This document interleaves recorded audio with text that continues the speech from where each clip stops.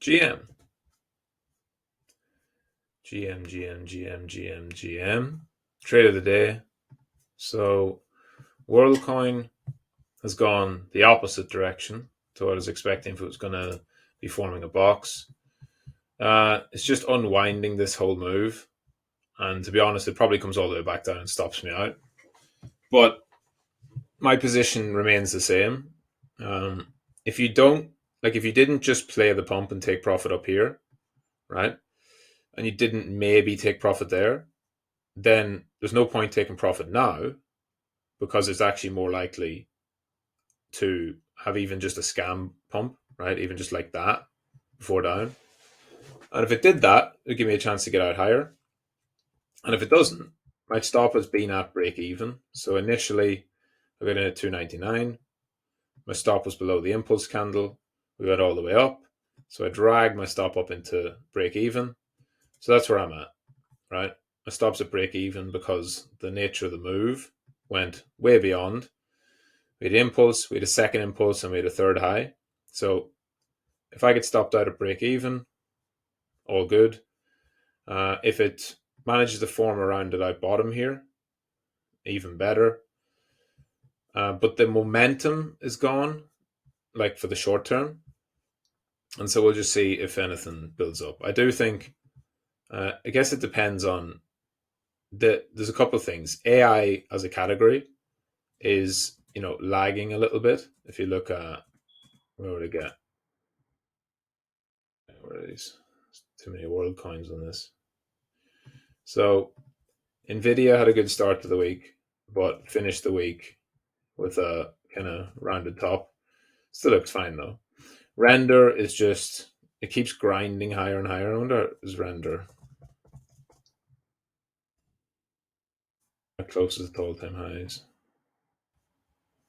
Yeah, it's render's not going to get to all time highs on this push. I don't think. Neither is fetch. I don't believe. And so I think the market's kind of starting to realize this about AI. And there you go. Like BitTensor is really showing its first big sign of weakness. And so WorldCoin doesn't really have supportive AI narrative behind it right now. Akash has done well. And I just think, again, it's gone, keeps pushing. People keep trying to fade it, keeps pushing, they keep trying to fade it. So I think AKT looks great. It's still fine. It's still just grinding up and up and up. Um, how would I want a top to look on AKT? I mean, I will just wait and see because I just want to buy more. I don't care if it declines because it's a longer term play. And I just wouldn't TP at this level with it looking like this. I mean, sure it'll drop back, but people are going to keep fading this market and it's just going to keep grinding up. I think is my base case. So I think AI is going to lag for a while because other stuff's taking center stage like Ethereum, etc. But whenever people keep fading AI, I think they're just going to end up getting, again, missing the boat because you'll see stuff like this, right, where maybe they just start to form some wider ranges and then AI goes again. It's like right now it can lag for the next couple of weeks, but there's always, I think the reason why AI is going to stay so strong is because we're always just one headline away from a new pump, and the market knows this. ChatGPT releases a new version, right? If AI happens, something happens with fucking Elon Musk and AI, something happens to Nvidia, there's always another headline coming that's going to push AI center stage again, and it's going to give crypto AI a boost. That's why I think there's always going to be that demand underlying it, and I don't think they're going to sell off too far. So even when they lag, they're probably still a decent bet to have. I mean, you have to have some AI exposure, right? You just have to have some AI exposure in your portfolio, and then just don't overthink it for the next year or so. That's my approach. So yeah, so for WorldCoin, I mean, to be clear, like AKT is my AI bag, and WorldCoin is just a trade, right? It's not super high conviction. It's just it was a technical trade. It was a breakout, and I do think with a breakout of that magnitude, usually you get some continuation, but maybe not. As for other coins, I mean, that's pretty much it. That's pretty much it. AI is